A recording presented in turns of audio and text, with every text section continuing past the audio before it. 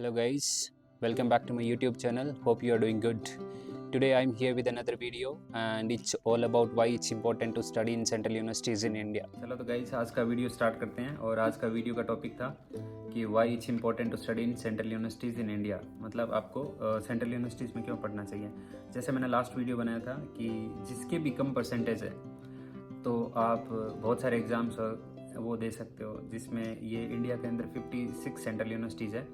उनका entrance exam देने के लिए आपको 90-80 नंबर नहीं चाहिए। आपको 12वीं में अगर 40 या 45-50% है तो आप एग्ज़ाम दे सकते हो। और उनका एग्ज़ाम पहले तो हर यूनिवर्सिटी का अलग होता था, अभी एक कॉमन एंट्रेंस टेस्ट कर दिया जो CU सेट के अंदर आता है। तो उसमें ये सबसे इम्पोर्टेंट चीज़ थी कि कम परसेंटेज वालों के लिए ऑप्शन बताना। और अब आता हूँ मैं दूसरे पॉइंट पे, सेंट्रल यूनिवर्सिटी में क्यों पढ़ना चाहिए। उसके लिए सबसे इम्पोर्टेंट चीज़ होती है कि आपका पूरा एजुकेशन फ्री होता है। फ्री जैसे कि मेरी यूनिवर्सिटी में लगभग 10 से 15 हज़ार रुपये फीस लगती है और मोस्टली सब सेंट्रल यूनिवर्सिटीज़ में 10 से 15 हज़ार के बीच होता है। बाकी वेरी करता है यूनिवर्सिटी टू यूनिवर्सिटी, और इससे ज़्यादा नहीं होती है। और वो भी 15 हज़ार रुपये अगर आपके साल के लगे तो वहाँ पे हर महीने 1500 या 2000 समथिंग छात्रवृत्ति मिलती है, जिससे अपनी अपनी जो फीस लग रही है वो कवर कर सकते हो। उसके बाद आते हैं खाने पे। तो खाना क्या है, मेस में खाना मिलता है सेंट्रल यूनिवर्सिटीज़ में और बहुत ही अच्छा खाना मिलता है। अपनी अपनी पसंद है, किसी को पसंद नहीं है। मेरे को खाना पसंद आ गया, अच्छा खाना था। और वो खाना, इस खाने की रेंज है, मंथली बिल आता है 2000 से 2500 के बीच, 3000 मान लो, 2 से 3000 रुपये के बीच में बिल आता है। और वो इजीली अफोर्डेबल है, अच्छा खाना है। 3 टाइम खाना मिलेगा, ब्रेकफास्ट लंच डिनर तीनों मिलेंगे और खाने में कोई दिक्कत नहीं होती है। आराम से बंदे जिनको नहीं पसंद आता है वो कहीं नहीं आता है। उसके बाद आता हूँ मैं, मेन टॉपिक होता है कि रहने की जगह। तो यूनिवर्सिटी के अंदर, सेंट्रल यूनिवर्सिटी के अंदर खुद के हॉस्टल्स होते हैं। तो हॉस्टल बहुत अच्छी क्वालिटी के हॉस्टल्स होते हैं। आपको हर महीने यूनिवर्सिटी के हॉस्टल में रहने के लिए 300 से 400 रुपये पे करने हैं। ओनली 300 से 400 रुपये पे करने हैं। और उसमें आपका हर दिन रूम सफाई करना, क्लीनिंग वगैरह सारी चीज़ें मतलब अच्छे से होगी। बहुत ही क्लास वाला हॉस्टल होता है और वहाँ मतलब आपको कोई इशू नहीं होता, इतनी सेफ्टी होती है हॉस्टल के अंदर, गर्म पानी वगैरह सारी चीज़ें होती है, बहुत ही अच्छा होता है। मैं यूनिवर्सिटी के इंफ्रास्ट्रक्चर को, मतलब इंडिया की सेंट्रल यूनिवर्सिटीज़ है वो वर्ल्ड क्लास इंफ्रास्ट्रक्चर मान सकता हूँ कि हाँ इस लेवल का होता है। और सब यूनिवर्सिटीज़ का अच्छा ही होता है जितनी मैंने सेंट्रल यूनिवर्सिटीज़ विजिट किया हूँ। तो उसके बाद आता हूँ मैं आपकी क्लासरूम में पढ़ाई के।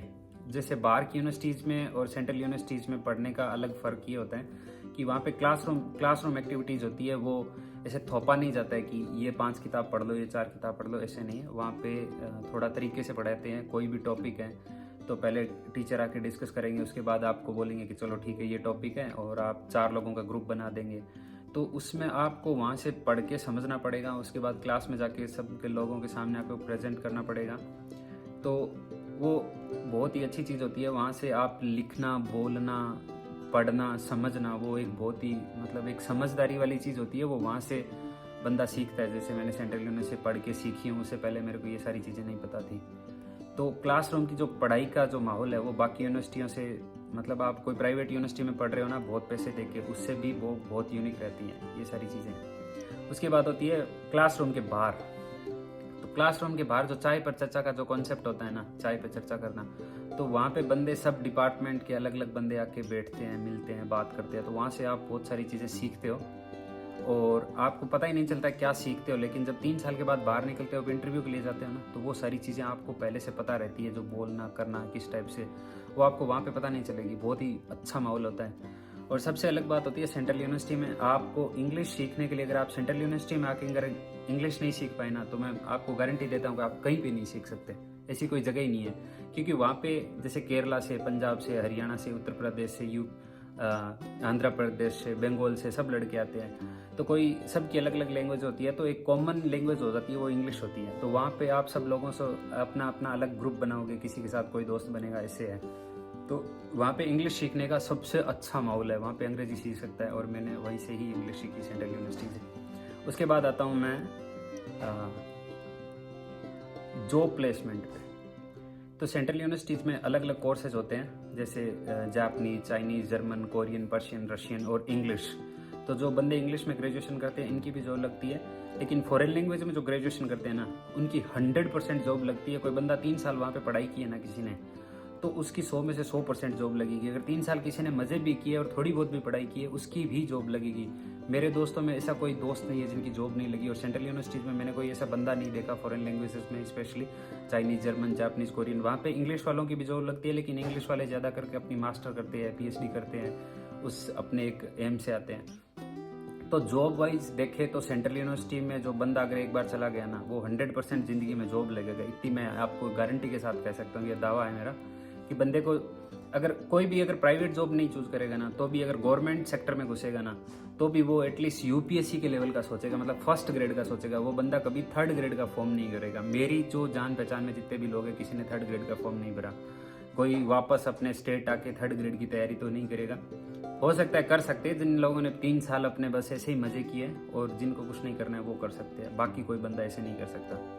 और जॉब पर्सपेक्टिव से देखो तो एक चीज़ और होती है, सेंट्रल यूनिवर्सिटीज़ में कंपनी के साथ थोड़ा बहुत टाई अप होता है, या जो एक प्लेसमेंट सेल होती है सेंट्रल यूनिवर्सिटीज़ में, तो उसमें आपको 3 साल अब जब थर्ड ईयर में होते हो तब भी कंपनीज आती है कैंपस में आपका इंटरव्यू लेने के लिए। जैसे अमेजोन आती है, माइक्रोसॉफ्ट, विप्रो वगैरह। माइक्रोसॉफ्ट तो शायद नहीं, एक दो कोई और सेंट्रल JNU में आती है, और बाकी और बहुत सारी कंपनीज आती है, सेल्स फोर्स होगी, ऐसे करके तो 8-10 कंपनीज आती है, तो मोस्टली बंदों को ले ही जाती है।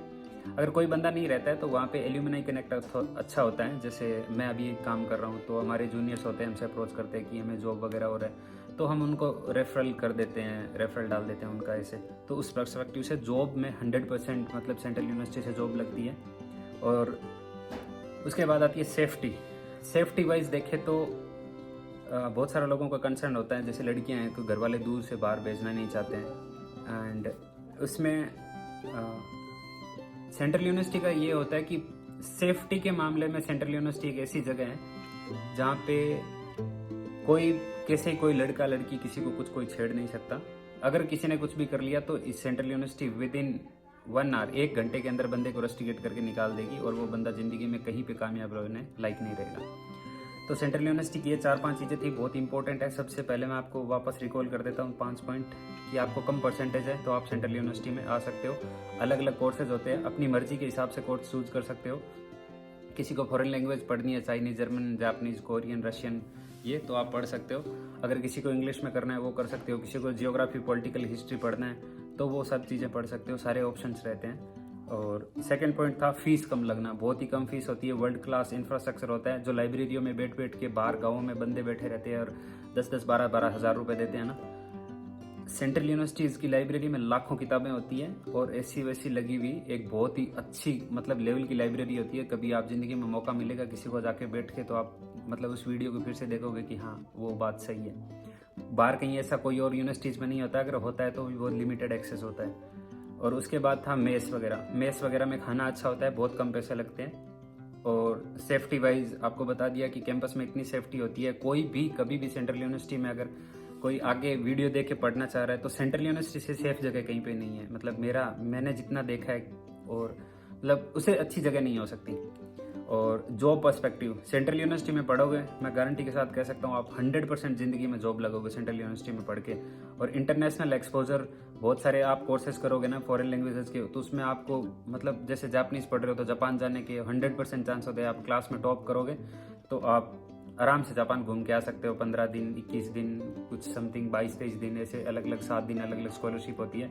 और उसमें और भी स्कॉलरशिप होती है 1 साल के लिए। फ्रेंच वालों की भी स्कॉलरशिप होती है, जर्मन वालों की स्कॉलरशिप होती है।